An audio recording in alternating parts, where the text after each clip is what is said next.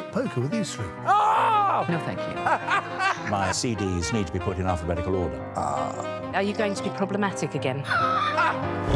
The Dinosaur Hour. Sundays at 9 on GB News. What you get for breakfast is something that, if we do our jobs right, you will wake up to news that you didn't know the night before. It's a conversation. It's not just me and Eamon. We want to get to know you, and we want you to get to know us. From 6, it's Breakfast with Eamon and Isabel. Monday to Thursdays on GB News. Britain's news channel. People in Britain, they love free speech, but they also love fair play. I don't care if I'm speaking somebody from a trade union, from the Labour Party, somebody from the SNP. And I think the viewers like to see that actually we can challenge one another, but in a positive way. We think we ask the questions that people want to ask, and often we ask the questions that we wanted to ask in Parliament but never got the chance to ask. So join us every Saturday, 10 a.m. till noon on GB News, Britain's news channel. Nightmare commute. Kick it up a gear with me, Patrick Christie's, at drive time, 3 till 6 p.m, Monday to Friday on GB News Radio. You can listen online and on DAB+, on the smart speaker app and on the GB News app. And if you've got an Alexa, all you have to say is, Alexa, play GB News. We're also on TuneIn and the Radio Player apps. From the school run to rush hour, get revved up with me, Patrick Christie's, on GB News and GB News Radio.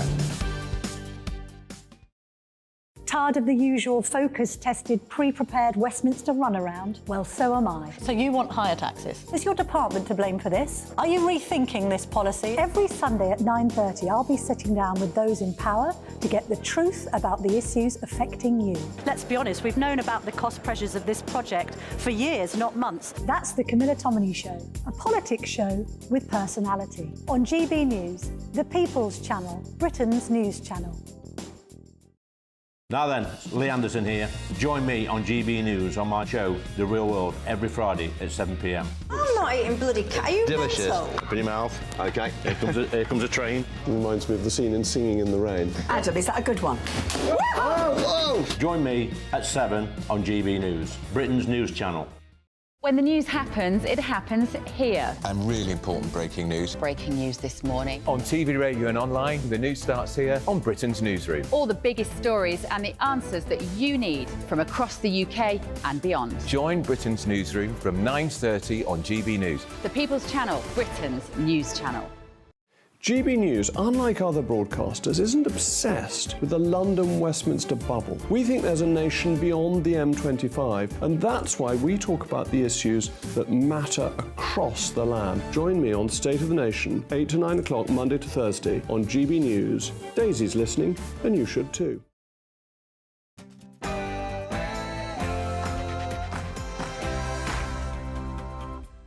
Hello there, happy Friday to you. The calls for Sunak to fire Braverman have now reached fever pitch. She can't continue, they cry. Ugh, get a grip, if you ask me. Suella speaks for many in this country, though I confess probably not those in the Westminster bubble. So I'll throw it open to you. Should she stay or should she go? And over in Bristol, kids have gone on strike from school to show their support with Gaza. They plan on doing this every Friday. I've got to be honest, in my day, we used to just call this twagging. But anyway, the organisers reckon that the issue has now politicised the young like never before. Is that a good thing? And Justin Welby, is he making a farce out of the Church of England with his obsession for worshipping at the altar of wokeness? Is he the right man for the job? And are you lonely? Get this right, apparently half of the adults in this country are. And when it comes to the elderly, more than 2 million people over the age of 75 say that they go for over a month without speaking to a friend or a family member. That makes me sad.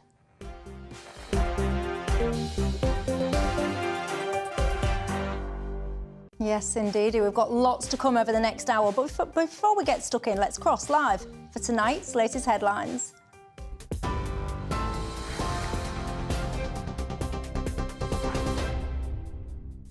Thanks, Michelle. Good evening. I'm Ray Addison in the GB Newsroom. Our top stories tonight. The Met Police say counter-protesters to the pro-Palestinian march in London tomorrow will be allowed into the area around the Cenotaph. However, an exclusion zone will be in place, covering areas including Whitehall and Horse Guards Parade, effectively banning those on pro-Palestine marches. 2,000 officers will be on duty across central London this weekend to protect remembrance events and locations. The cenotaph will also have a 24-hour police presence. Now, it all comes as Rishi Sunak faces calls to sack the Home Secretary. She defied Downing Street by writing an article accusing the police of playing favourites with pro-Palestinian protesters. Number 10 says it didn't sign off on that article. 2 teenagers have been charged with racially aggravated criminal damage after Free Palestine was sprayed onto the cenotaph in Rochdale. One has also been charged with theft after poppy wreaths were taken from the base. Detective Chief Inspector Stuart Round said the damage has caused emotional distress in the local community. Well, a third woman has been charged with a terrorism offence for allegedly being linked to the display of an image of a paraglider at a pro-Palestinian protest. 27-year-old Noimutu Oleinka Taiwo was charged under Section 13 of the Terrorism Act. It's after 2 women from South London, Heba Al-Hayek and Pauline Ankunda, were charged a week ago. They're accused of carrying or displaying an article to arouse suspicion that they're supporters of Hamas. All 3 will face trial next year. Trade unionists opposed to the Israel-Gaza war blockaded a weapons factory in Chatham. I believe that we will win! I believe that we will win! I believe that we will win! Kent police responded to the BAE Systems factory, where dozens of people gathered under a banner reading "Workers for a Free Palestine." An organiser said the weapons manufacturer is providing components for military aircraft being used in the bombardment of Gaza. Tens of thousands of Gazans are thought to have moved to the southern part of the Strip today after the Israel Defense Forces opened an evacuation corridor. The deadline for that is now over. It's not clear when the next pause in fighting will begin. The United Nations says any pauses in airstrikes need to be coordinated with them first. NatWest has scrapped about £7.6 million in potential payments to Dame Alison Rose over her role in the Nigel Farage debanking scandal. The former chief exec had been in line for an exit package of more than £10 million. The board is now only giving her around 15% of that. Dame Alison says she's pleased that the bank cleared her of misconduct, but GB News presenter Nigel Farage says she failed in her duties. She broke every rule in the Financial Conduct Authority rulebook. She breached my confidentiality. She told a complete lie about my financial situation, much to the amusement of my enemies. I was then forced to publish a subject access request, which contained a lot of very unpleasant and indeed deeply defamatory comments about me. And I had to do that to prove that the real reason I'd been debanked was because my views did not align with those of the bank. The Duke of Sussex says he's delighted that his privacy case against the Daily Mail publisher will continue in the High Court. Prince Harry brought action against Associated Newspapers Limited alongside Sir Elton John, Baroness Doreen Lawrence and 4 others. They claim that it carried out unlawful information gathering. A&L says the legal challenges against it have been brought far too late. A British couple who fell ill in their hotel room in Egypt in 2018 died of carbon monoxide poisoning, a coroner has ruled.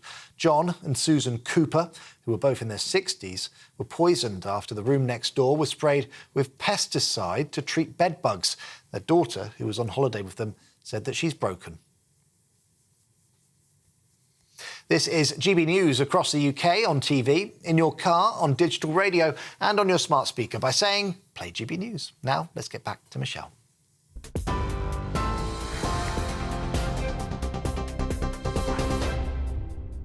Hello there, Michelle Dewberry with you till 7 o'clock tonight. Alongside me, I've got the PR consultant Alex Dean and the former editor of Labelist, Peter Edwards. Good evening, gentlemen. Good evening to you. You know the drill, don't you? I was just about to say on Friday, but it's not just a Friday, it's every single day. It's not just about us 3. It is very much about you guys at home. What's on your mind tonight? You can get in touch all the usual ways, gbviews@gbnews.com, or you can tweet me at gbnews. Lots I want to talk to you about. All the school kids bunking off, or should I say, going on strike. I mean, since when was that even a thing? Apparently they're expressing solidarity with Gaza. Is it a good thing that apparently all these kids are now more politicised than ever? And I also want to talk about loneliness as well. Are you lonely?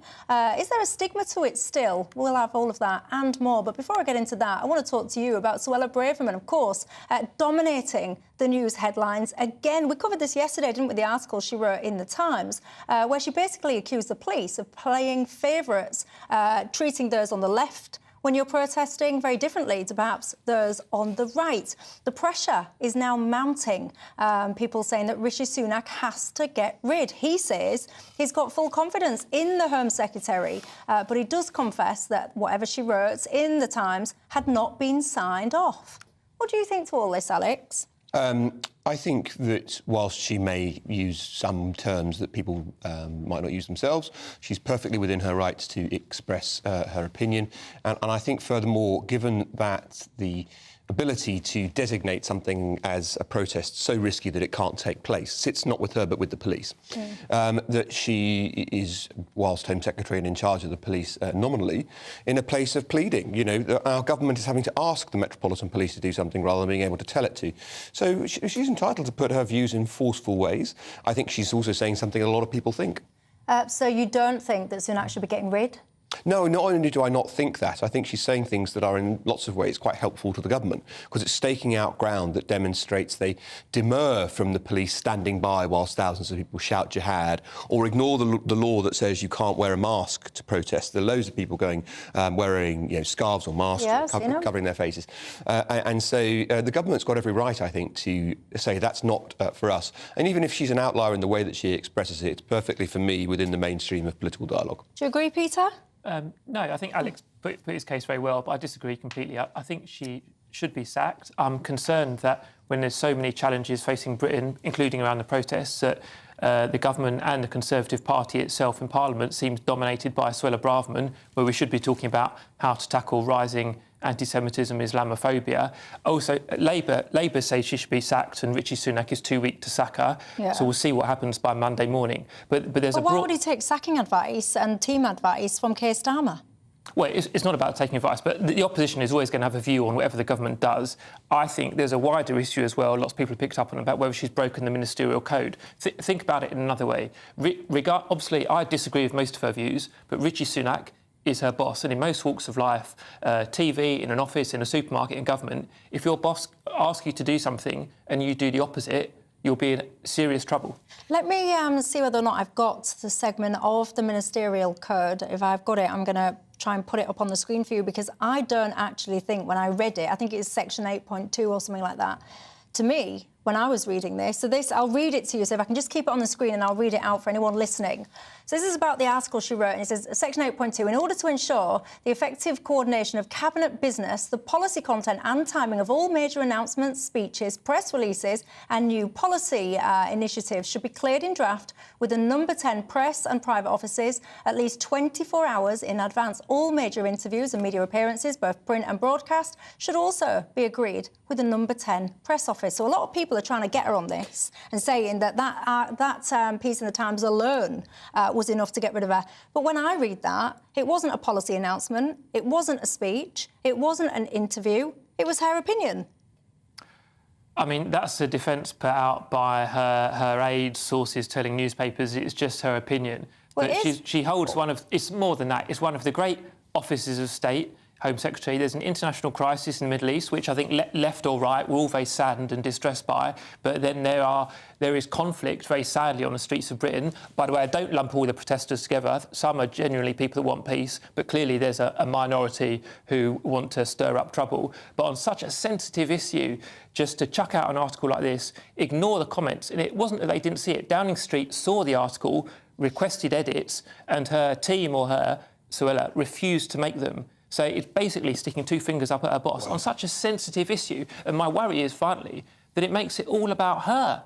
Well, Alex's side... I don't know. Look, it's storm in a teacup, really, isn't it? I thought you were right when you said, why would you take your advice from the opposition? When the opposition says X must go, it normally means X is doing a pretty good job and they'd rather get rid and move on to someone they can have another go at. The point about this is, if you manage to bring down a minister, you don't just say, well, there we are then, everything's fine. You're going to try and bring another one down.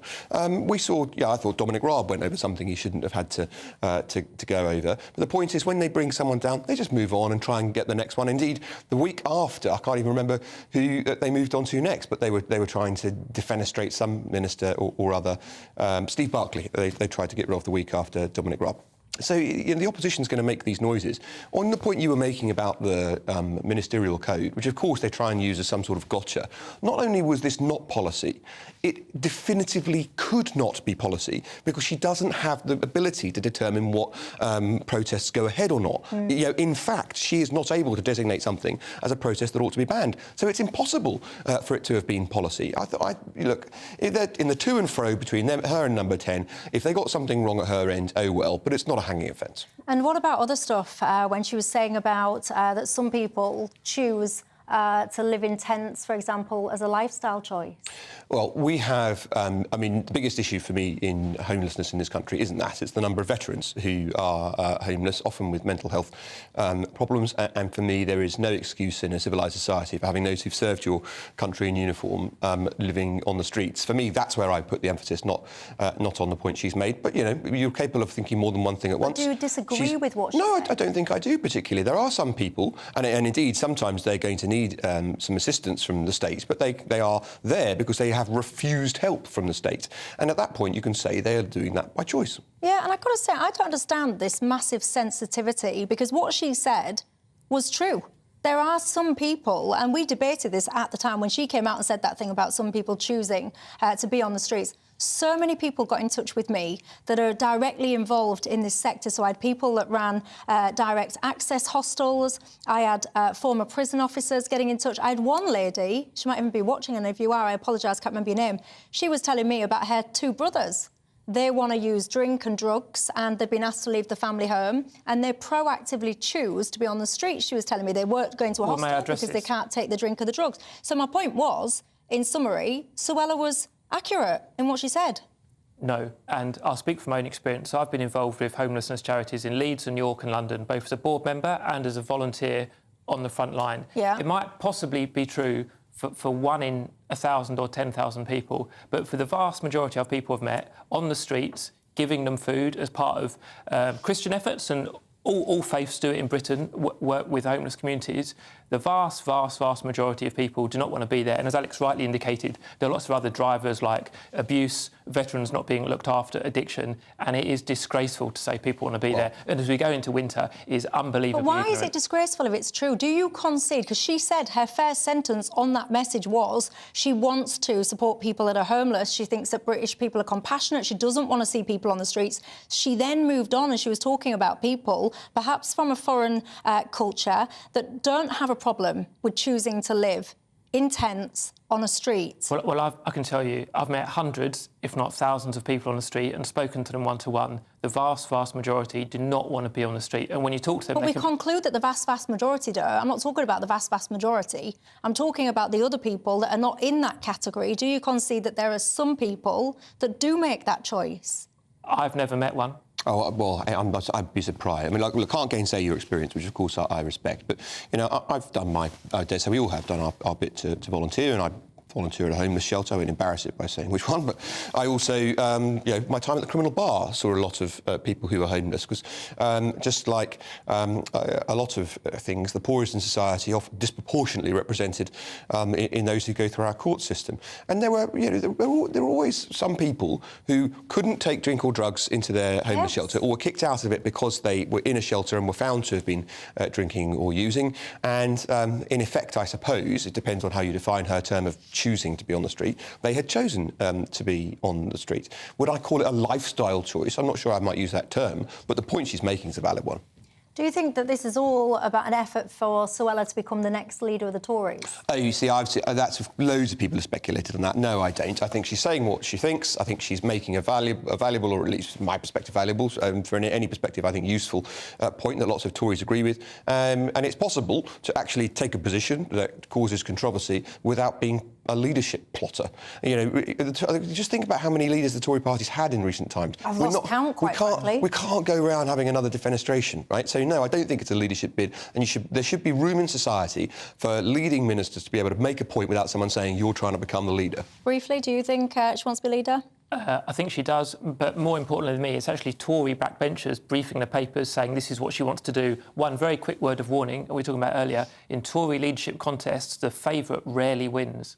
Well, there you go. That's Peter Edwards' words of warning that I shall leave you with. What do you make to it all? I've got to say, there are certain uncomfortable truths in our society. They're not pleasant things to admit, but that doesn't mean that they're not actually happening. And I do believe that Suella Braverman, I know she echoes what a lot of you guys think at home, but if you completely disagree with her, get in touch and tell me why. One of my guests yesterday as well asked, what is your favourite Suella Braverman achievement? She speaks a lot, but in terms of achievement, what's your top one? Tell me what you think to that. Also, school kids in Bristol going on strike from school. What? Anyway, they're all about solidarity in Gaza. What do you make to this? See you in 2.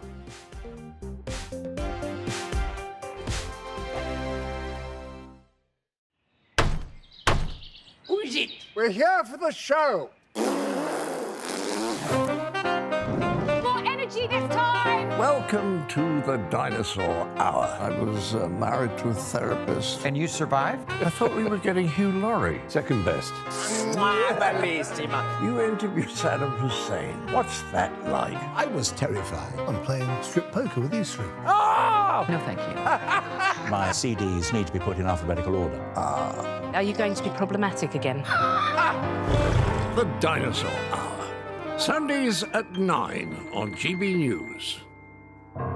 What you get for breakfast is something that, if we do our jobs right, you will wake up to news that you didn't know the night before. It's a conversation. It's not just me and Eamon. We want to get to know you, and we want you to get to know us. From 6, it's Breakfast with Eamon and Isabel. Monday to Thursdays on GB News. Britain's news channel. People in Britain, they love free speech, but they also love fair play. I don't care if I'm speaking somebody from a trade union, from the Labour Party, somebody from the SNP. And I think the viewers like to see that actually we can challenge one another, but in a positive way. We think we ask the questions that people want to ask, and often we ask the questions that we wanted to ask in Parliament but never got the chance to ask. So join us every Saturday, 10 a.m. till noon on GB News. Britain's news channel. Nightmare commute. Kick it up a gear with me, Patrick Christie's at Drive Time, 3 till 6 p.m, Monday to Friday on GB News Radio. You can listen online and on DAB+, on the smart speaker app and on the GB News app. And if you've got an Alexa, all you have to say is, Alexa, play GB News. We're also on TuneIn and the Radio Player apps. From the school run to rush hour, get revved up with me, Patrick Christie's, on GB News and GB News Radio. Tired of the usual focus-tested, pre-prepared Westminster runaround? Well, so am I. So you want higher taxes? Is your department to blame for this? Are you rethinking this policy? Every Sunday at 9:30, I'll be sitting down with those in power to get the truth about the issues affecting you. Let's be honest, we've known about the cost pressures of this project for years, not months. That's the Camilla Tominey Show, a politics show with personality. On GB News, the People's Channel, Britain's news channel. Join us every night on GB News at 11 p.m. for Headliners, which is 3 top comedians going through the next day's news stories, which is exactly what you need, because when the establishment has gone crazy, you need some craziness to make sense of it. Headliners. You don't have to bother reading the newspaper. We've got it covered for you. Every night at 11 p.m. and repeated every morning at 5 a.m. We won't send you to sleep like some of the other paper review shows out there. So join us 11 p.m. every night on GB News. The People's Channel, Britain's news channel.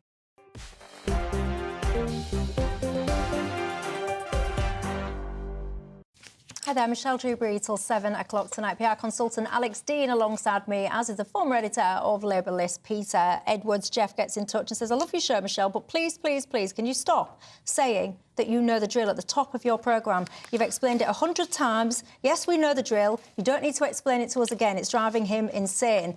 Oh, Jeff. There might be new viewers. Yeah, don't be so grumpy, Jeff. It's Friday. I have little routines that I like to do. I have a cup of tea, I squirt my perfume, I say you know the drill, and then I'm in programme mode, so don't you'll discombobulate me if I take my sentence away. And anyway, as Alex said, someone could be brand new to the show. They might not know that you guys are a very important part of it. Speaking of which, Andy says, Michelle, if you truly believe Suella Braverman speaks for the majority in this country, answer me this. Why are the Tories so low in the polls then? And Labour are running so high? I said I think she speaks for the silent. I did actually say majority, to be fair, I did. Well, anyway, who runs all these polls? I've never been polled for anything in all my life, and I'm sure that many of my viewers would say exactly the same. Have you ever been polled? I haven't, but I would make the point it's perfectly possible to agree with something somebody says and still want to vote for the other side.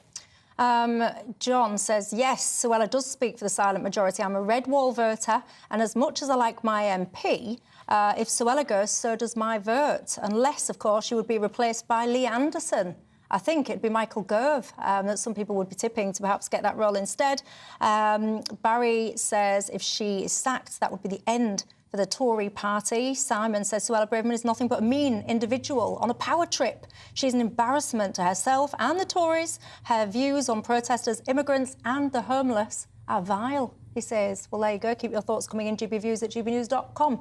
Get this, everyone. Over in Bristol, school kids now are skipping school. They're going on strike from school. When has this even become such a thing? All this striking malarkey. In my day, if you didn't turn up, you was twagging. That's what you were doing. But anyway, now apparently it's called going on strike from school. It's all about showing solidarity with Palestine. The organisers say that they're going to continue to strike. It just makes me laugh, strike. Anyway, they're not striking. They're just not going to school. But anyway, they're going to continue this every Friday until, get this, everybody, there's a ceasefire in Gaza. Apparently, one of the organisers have said that this conflict has politicised the young in a way that's never been seen before. Guff, and you asked the question, where did this start? And you asked it rhetorically, but I think the answer is it began with Greta Thunberg, the world's most famous truant, who started a trend of saying climate change was so important that children shouldn't go to school and should protest things. The trouble is, these causes aren't mutually exclusive. And if you take together, whatever your views on these questions, if you take together climate change, what's happening in Gaza, Ukraine still happening, don't forget, BLM-type protests, Me Too movements, and whatever the next global crisis internationally in conflict might be, you could string them together such that you never go to school. And the answer is we shouldn't celebrate truancy and bunking off. If you are not going to school, you should be made to. How come as well, if you take your kid out of school to go on holiday during term time, you as a parent will get fined. So how come now then the kids can just decide there's this situation that I don't like, so I'm not going to go in, and then they don't get fined? And they shouldn't be able to do that. But interestingly, that policy about fining parents for taking their kids out of school was introduced, and the number of parents deciding to do so, I think the number went up, because they thought, well, now I know what the price to pay is, and I just pay the fine and it's OK, rather than there being a moral question of making sure that your child went to school. So sometimes these things can have perverse results. Yeah, but or undesired results. You still save a fortune, because actually the price of the school trips in the school term, you'd save a fortune. Yeah, but that's what I meant. Now parents are making the evaluation. If I save more by paying the fine and going in term time than I would do going in peak season, then I'll do it. Rather than thinking the cost isn't about the money, the cost is about my child's education. Indeed. I'm going to bring it back to this topic of the Gaza situation. Apparently, according to, this is a statistic from Save the Children, 1 child is killed every 10 minutes in Gaza. Of course, we know that they've got a massively young population there as well. What do you make to these kids going on strike? I'm really uncomfortable with it, and I wouldn't call it a strike. I think there are bad things in the world, and I think children do need to learn that. One example is in London especially, there are a lot of Russian children, there's a lot of Ukrainian children now around the UK, so children need to understand there are bad things in the world, but I also wouldn't call it a strike. I think we can agree we're all equally distressed by both the suffering in Israel and in Gaza, and I think if you're trying to teach children about war, it should be balanced and it should be age appropriate. And I'm not sure that I've not been on the strike and not seen it in Bristol. It doesn't seem to be balanced because it's about Gaza only, although the suffering there is clearly immense. And obviously, I don't know if it's age appropriate either. Well, I mean, you can see on the screen now, it's just changed now, but there's very young kids. I mean, some of the kids who were aiming this at was primary school kids, and you say it's very important to teach children, you know, what's going on in the world Personally, my child, I would want to shield him from as much as possible that is going on in the world that does not directly impact his life. Children have got so many increasing levels of anxiety and all the rest of it. Why do kids need to be taught all the wrong, horrible things in society? Why can't they be innocent for as long as possible? I'm not sure that's possible. And just, you know, speaking from what I know in my kind of friends and family, there are Ukrainian flags in primary school classrooms. And I think that's positive, but then that prompts a conversation with children, and you have to be sensitive as well to Russian children who are innocent, just like Ukrainian kids, and help them to understand the context. Why do we need flags relating to a war in a primary school classroom? Well, that's not my point. Is they're up now? No, but I'm not headmaster. you said that was a good thing. So I'm asking you why. Why do you think that's a good thing? I think it is because I think it's a sign of solidarity for people in the world enduring great suffering. But then why do little children aged 5 need to have solidarity with people being killed over there? Why would you want to plant that in their head if they don't already know about it and cause anxiety and distress? Because lots of classrooms are mixed, so if there's Russian and Ukrainian children, as there are certainly in London where I live, where it's a very diverse community, if their family's affected and are talking about it, you can't shut it out at the school gate and say it doesn't exist anymore. I would quite like a bit of escapism perhaps for the kids. But it's very interesting, isn't it? So when I was at the criminal bar, someone would put something in the passive if they wanted to avoid responsibility. So we were in the playground and there was a fight and he got stabbed. Means I went to the playground with a knife and I stabbed him. And here people are saying, children are being politicised. What they mean, look at the rally you just showed us. What they mean is we are politicising children. Yeah, they just took 3, 4, 5-year-olds. You can't tell me those kids know what they're covered in stickers for particular causes. They've got no idea what's going on. The children are being politicised by those organising these events. You know, maybe I'm just deluding myself. I just think there's so many horrible things in society. Why wouldn't you want to shelter your kids for as long as possible? Because at some point it's unavoidable. It's awful. It's everywhere as adults. But I don't know, maybe I'm just being a little bit naive. Get in touch and let me know your thoughts on that. There are calls for the Archbishop of Canterbury to stand down. So will work well be go? And what do you think to it all? Get in touch and I'll see you in 2.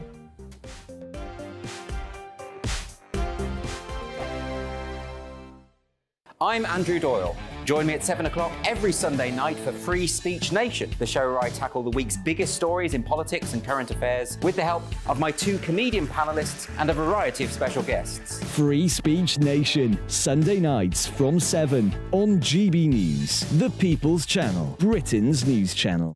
In a world of dull and predictable radio and TV shows. Oh, hi. On Mark Dolan tonight, we've got big guests. We drill into the big stories of the day.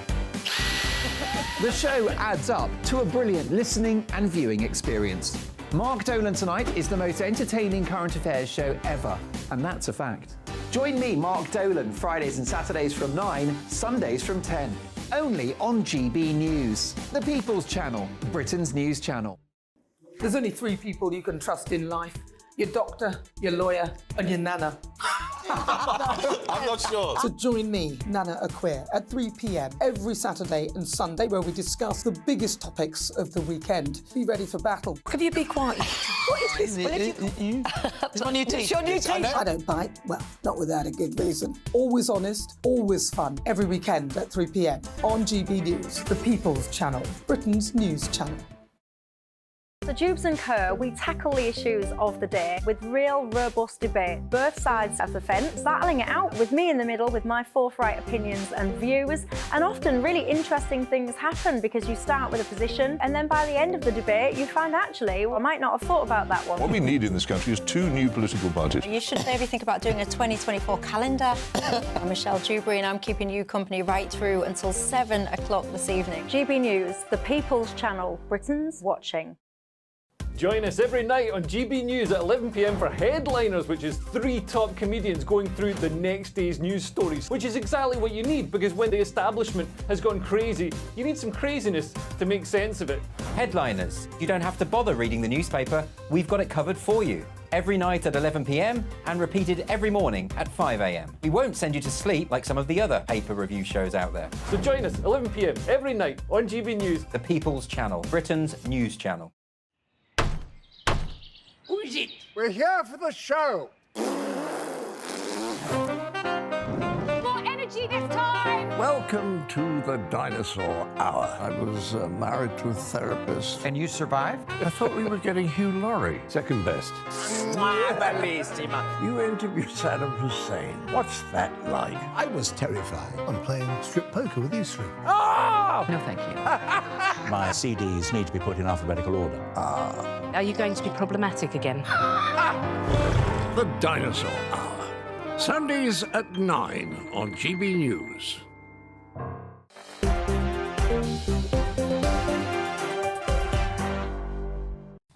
Hello there, Michelle Dewberry with you till 7 o'clock tonight. We just continued in parts in the break having that conversation about whether or not children should indeed be sheltered from all the wrongs in society and how practical that is. And the point was just made that actually it's better for kids perhaps to learn in the classrooms as opposed to on picket lines and things like that we just saw. What do you make to it all?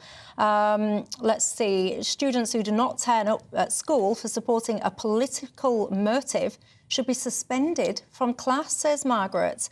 This is shocking. This strike situation, says Gordon, and Tony said it's disgusting that children are being used in this way. Leave kids out of politics and let children be children first. Toby says, are you lot sure this isn't just teachers trying to have every Friday off school between now and Christmas? You're a cynical man, Tony, you're a cynical man. Let's move on. The Archbishop of Canterbury is facing calls to resign. I mean, this has been going on for quite some time now, hasn't it? This is all about reconciling the Church's division over same-sex relationships and his commitment to what some would see as divisive causes. I can summarise it a little bit more briefly by saying that many people would say he's worshipping at the altar of wokeness a little bit too much. Where are you on it? Well, I'm a member of the Church of England. I think he's in a very difficult position on this question, not least because, you know, a lot of the money that the Church has sits in its Western populations, and a lot of its growth is seen in southern, the global South, and especially Africa, where views are a good deal less liberal. So it's very difficult to balance and try and keep your church together. I'm, to say not a fan, is lowballing it of this Archbishop, but not for this reason. I thought it was very interesting. Andrew Roberts has got a piece in The Spectator about this week about bishops in the House of Lords. There are 26 of them, of course. It's completely unrepresentative compared to other faiths. And it's part of our rich tapestry, and we have an established church and so forth. But it's got to the point now, they are so anti-government and so motivated by partisan political positions that I no longer think they should be there as a member of the Church of England myself. Really? They've monitored from the coalition time, when they opposed government a mere 3/4 of the time in votes, to this Parliament, when they have voted against the government more than 98% of the time in the House of Lords. A block of 26 in our upper house. And at that point, it's completely unsustainable. That's why Welby should go, not because of this issue.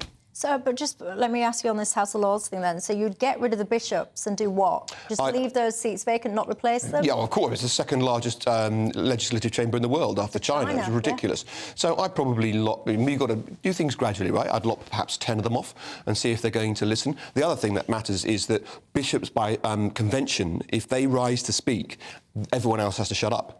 Right, so they've got precedence in the Lords over everybody else. So I'd get rid of that, and I'd halve their numbers for argument's sake, and see if it has a salutary effect. Interesting, Peter. I don't accept the premise that they're party political. We think about the prime ministers who dominated my lifetime, 40 years. Thatcher and Blair both felt they got a tough time by the Church of England bishops in the House of Lords, and it tends to be because of the topics that a strong government with a big majority is passing legislation on. I'm not going to revisit all of that now because I want to try and answer your question, which is, I'm also a member of the Church of England. I think Archbishop Justin has done a good job in very difficult times. He's made mistakes, but we all make mistakes. I think he's trying to find consensus. Alex used the word division, which sadly is correct. So I disagreed with a lot of Alex's analysis, but there's clearly division that's very deep-seated. People are acting according to their conscience. And I think we've got to bear in mind that any faith is different to politics or running a football club or being CEO of a FTSE 100 company. Wow. And ordinarily this division, if your football team are disagreeing much over in the Premier League or the cabinet of the UK government or issues like that, a FTSE 100 company, there'd be calls for someone to be sacked. I think it's different in a place of faith because, one, there's no right answer because there are two camps with very different views about sexuality, but we've got to remember that we, if you have Christian faith, are united by one bigger thing, which is faith in Christ and the resurrection. Yeah, look, I accept your point about faith being different, but just to make the point, because you disagree with me about them being partisan, when Dominic Cummings had his event over driving up to Barnard Castle, all of the senior bishops had a coordinated attack on social media on the government, saying they would withdraw support and cooperation from the government during COVID if if Cummings didn't go.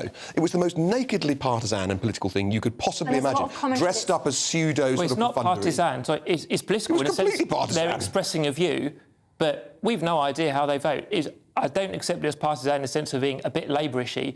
They were just outraged, as many of the public. I don't know how they vote as individuals, but although... Oh, sorry, they can't, can we? Because they're peers. I don't know how they would vote as individuals, but I do know how they vote in the Lords, and they vote comprehensively and overwhelmingly, more than 98% of the time, against the government. And do you think that is just coincidental? No, for exactly the reason I laid out, that Thatcher, Blair, and then we've had lots of prime ministers recently, but the kind of longest-serving one was Cameron. They all had issues with being opposed, and, you know, Cameron tried to be middle ground, Blair tried to be middle ground, Thatcher definitely not. They all had issues with the church, because the church... It's right that at times the church is a form of opposition, but it shouldn't be party political. Yeah, it's fine, of course, to take stands, and I respect that. The point is, it's all the time. The stats I'm talking about aren't about one issue or one bishop. But it's all of the bishops in an entire parliament. Come on, it's all of the bishops over an entire parliament, more than 98% of the time opposing the government. That's just systematic, en bloc partisan politics. Well, something's not working, is it? Because in 2019, the Church of England's all-age average weekly attendance was apparently 854,000. And if you fast forward to 2021, that's gone down to 605. Go woke, go broke. Well, he says, and I quote, "It's better to be woke than asleep." Is what the Archbishop does? Yeah, apparently. Well, just another demonstration of how out of touch he is with people who's turning off. And I'd love to see what the stats are on people, and I haven't, on people who are going to Catholicism instead, because they want some certainty and they want a church that's focused on God and Christ rather than on the latest woke issue that attracts the Archbishop. Final sentence from you on that? Well, I think the Archbishop, just in quote you kind of cited, was a bit of a throwaway remark. But there are many different factors why Church of England attendance on Sundays has declined. There's great energy and growth in the evangelical churches, but let's not pin this all down on woke. There are so many other factors. It's way too complex to go into now. Marion says, I've left the church after over 60 years. Welby is singing from the wrong hymn sheet and he needs to go. Where did you go? Because I'm interested in Alex's point there. When people are leaving the church, where are you going anywhere else? Are you just abandoning faith? What's happening with you? Keith says, Welby has turned the Church of England into an activist organisation for intersectionality. But Jesus was an activist. Jesus was an activist. Jesus was angry about poverty and hypocrisy. The church should be activist. Well, all churches should be activists. Keith says this grievance culture has, and I quote, diddly squat to do with Christianity. So there you go, your thoughts, keep them coming in. I want to talk to you after the break about loneliness. Are you lonely? Get this right. Apparently half of us adults are or have been, and over 2 million over 75-year-olds do indeed suffer from loneliness. What's going on? See you in 2.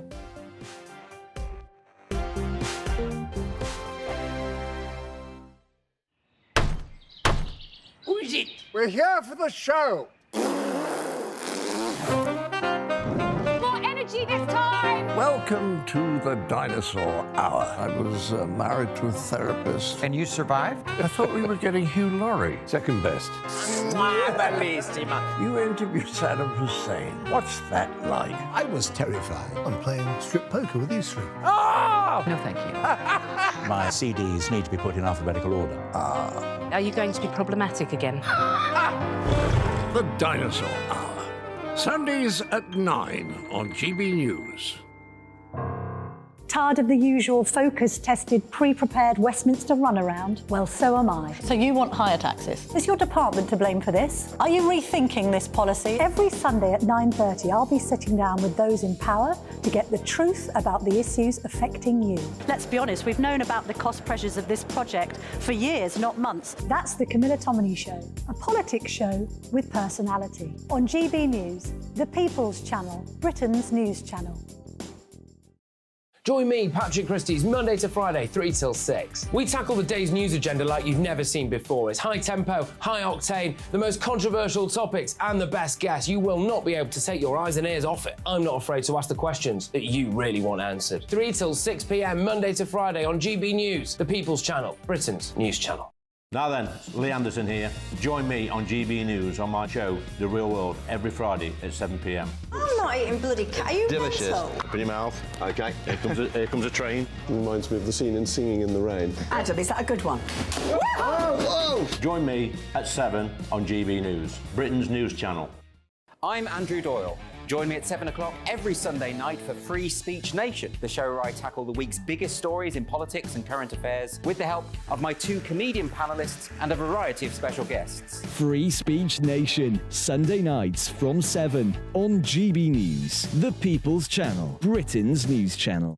GB News, unlike other broadcasters, isn't obsessed with the London-Westminster bubble. We think there's a nation beyond the M25, and that's why we talk about the issues that matter across the land. Join me on State of the Nation, 8 to 9 o'clock, Monday to Thursday, on GB News. Daisy's listening, and you should too.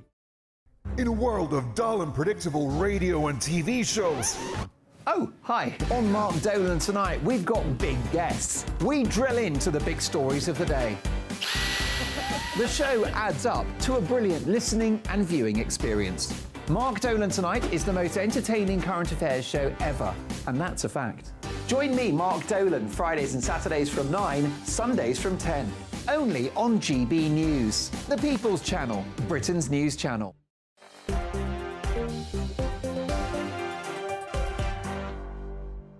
Hello there, Michelle Dewberry with you till 7 o'clock tonight. The PR consultant Alex Dean alongside me, as is the former editor of Labour List, Peter Edwards. We have been talking a lot just then. If you've just joined the show, you've missed quite a bit. What have you been doing with your Friday night? Where have you been? There's only one place to be, Dewbs and Co. If you missed the start, you'll have to watch back on the app. Yeah, the whole thing about children taking their Fridays off, what they call strike, which I think is a bit laughable. There doesn't seem to be much support for that. I have to say, Sue says, I would wager a bet that most of the protesters on the side of Palestine haven't even got a clue what it is that they're protesting about. Yes, I could not be more outraged that a school or parents would allow this to happen. We've just been talking about Justin Welby. Anne says, I've been wondering where Archbishop Welby has been for the last month. He's usually very quick to give us the benefit of his wisdom on many matters outside of his remit, i.e. illegal migrants, etc. Now, when he should be here showing more leadership, she says, he's gone missing in action, as he did, in her view, during COVID. Lots of you are getting in touch about this next topic. Before I get into this, I will just say cheers to you. Happy Friday. You know the drill, don't you? Cheers. Dewberry Cheers, Peter. Tavern Cheers, open. Cheers. Cheers. Peter can't believe his luck. I don't think you've ever been here on a Friday, have you? First Friday ever. Book me in for next week. Yeah, this is what we do on a Friday. Cheers to everybody.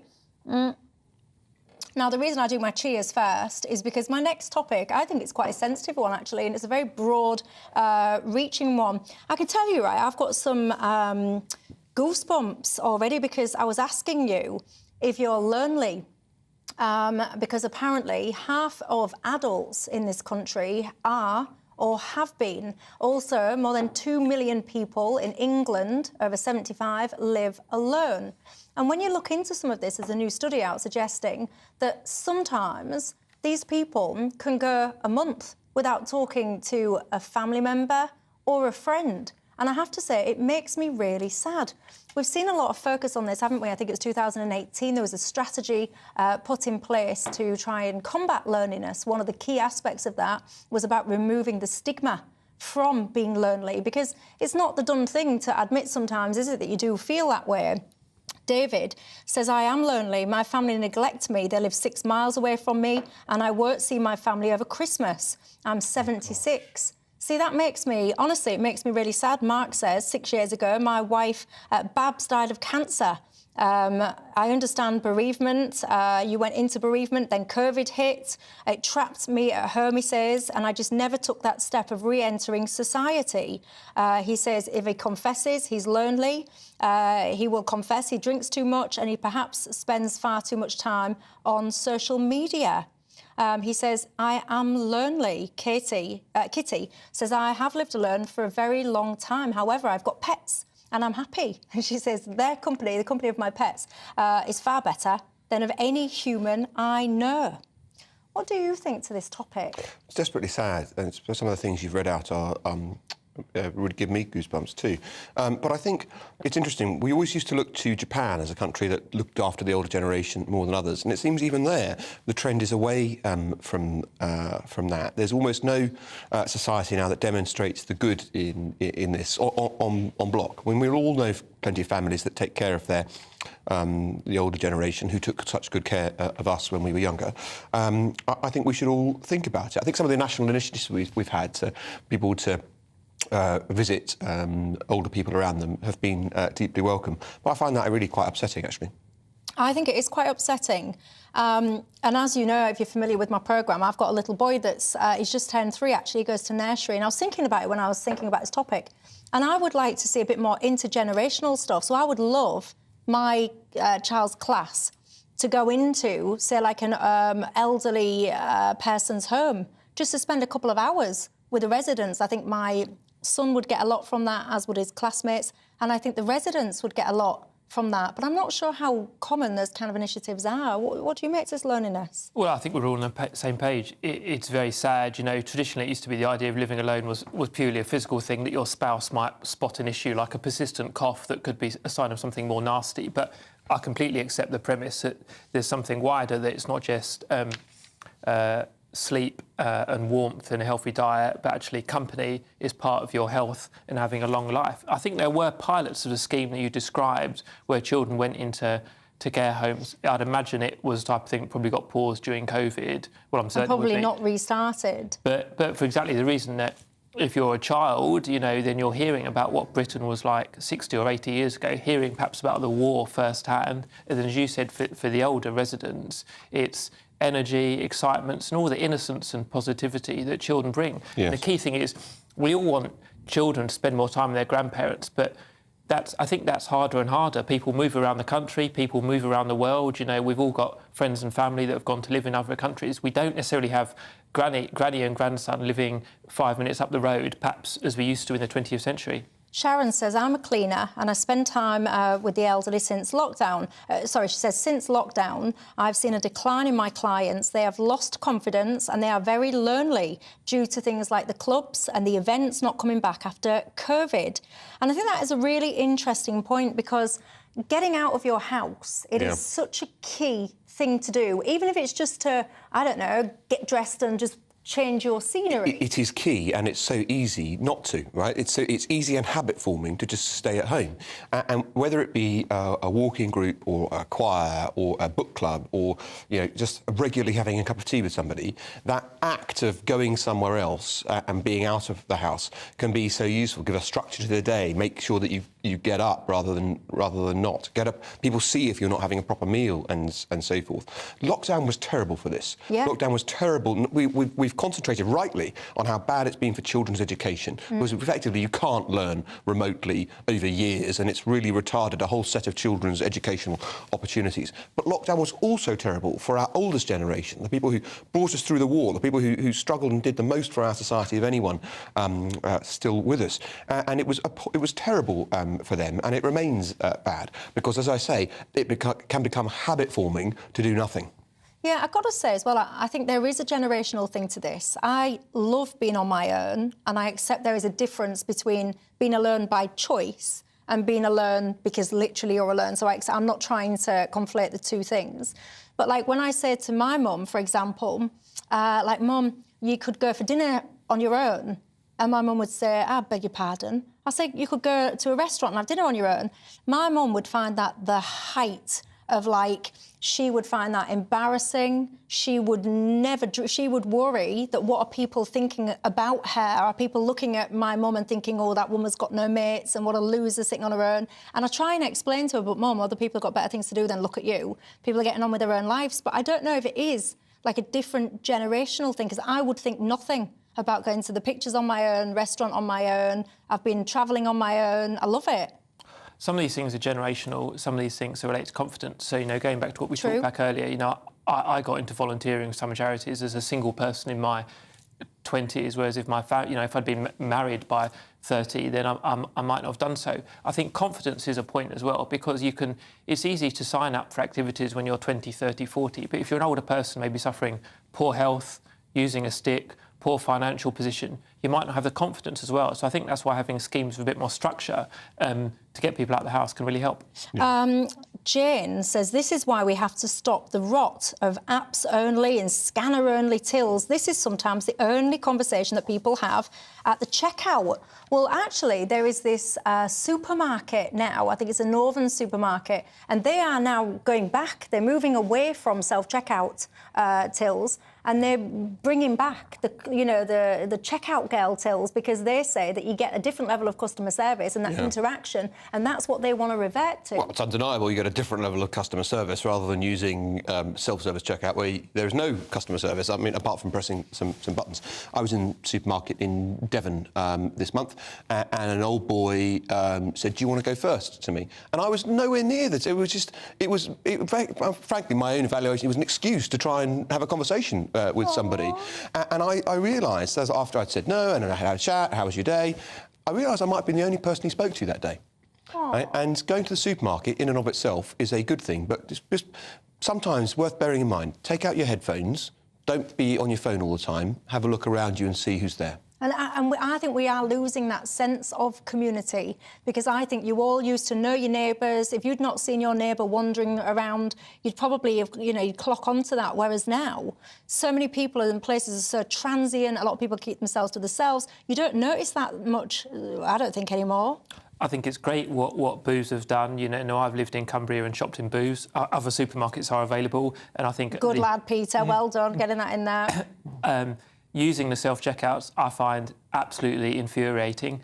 They seem to go wrong so often. I won't name and shame the supermarkets I've had battles with. But in terms of your wider point, yeah, I mean, the social fabric does get undermined a bit, and I think it goes back to technology. We can teach technology perhaps as a good friend but a poor master, because if you think about going to your post office, well, post office got closed, print off your sticker online, you tend to make a GP's appointment, and again, if you're a single older person with health problems, you're doing that a bit more, but you make a GP's appointment through the website, you go and talk to a computer screen when you're in a supermarket trying to buy something. Then if you're trying to navigate all of that, maybe with poor eyesight or you're not kind of up to speed digitally, it's railing about it as I'm doing is probably not enough. It's really hard I agree with to chart a way out of it. I agree with everything you said, and it's just worth saying one thing positive about something everyone's got it in for. Social media has provided a new outlet for people to make connections and indeed have arguments, which is a form of exchange in and of itself for a generation that otherwise didn't have an outlet for their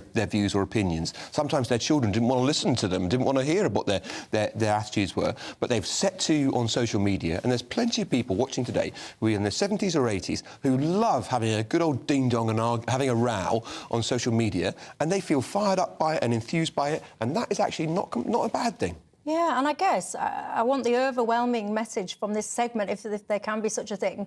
There's no shame, actually, I don't think, in admitting that you are feeling lonely or feeling down. There's no shame in picking up the telephone. It's not an imposition to pick up the phone and say, hey, I'm just calling you to see how your day is, because I know some people feel I don't want to interrupt you. Arlene says, I hate to think of anyone being alone at Christmas. I completely agree with you on that. Dennis, I like this. He says, I was invited to the local primary school to give a talk about the olden days, and the kids absolutely loved it. Paul says, I don't understand what you're all talking about. The concept of not seeing or speaking to one of my relatives for a month would be absolutely fantastic, and I can't think of anything better. Oh, blimey. Peter, Alex, that's all I've got time for. Thank you. Guys, have a good weekend. Try and squeeze in some interaction with another. I'll see you on Monday night. Hi there, it's Aidan McGivern here from the Met Office with the GB News forecast. Today's showers will ease in most places overnight with skies clearing. It's going to be a chilly night with a frost in places by dawn. We've got low pressure moving away. That brought some lively weather to southern parts in particular early on Friday.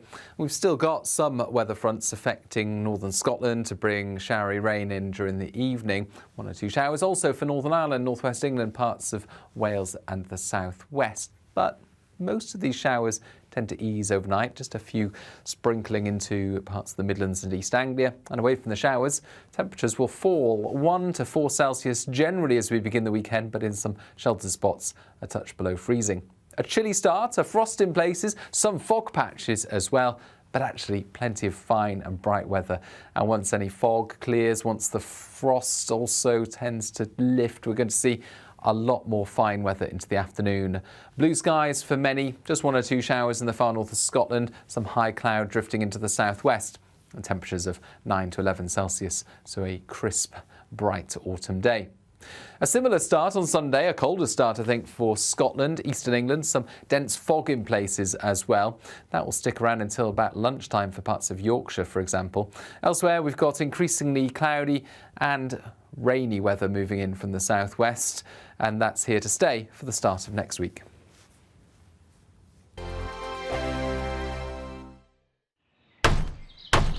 Who is it? We're here for the show. More energy this time! Welcome to the Dinosaur Hour. I was married to a therapist. And you survived? I thought we were getting Hugh Laurie. Second best. You interviewed Saddam Hussein. What's that like? I was terrified. I'm playing strip poker with these three. No, thank you. My CDs need to be put in alphabetical order. Are you going to be problematic again? The Dinosaur Hour.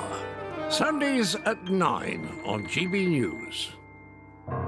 What you get for breakfast is something that, if we do our jobs right, you will wake up to news that you didn't know the night before. It's a conversation. It's not just me and Eamon. We want to get to know you, and we want you to get to know us. From 6 is Breakfast with Eamon and Isabel. Monday to Thursdays on GB News. Britain's news channel. People in Britain, they love free speech, but they also love fair play. I don't care if I'm speaking somebody from a trade union, from the Labour Party, somebody from the SNP. And I think the viewers like to see that actually we can challenge one another, but in a positive way. We think we ask the questions that people want to ask, and often we ask the questions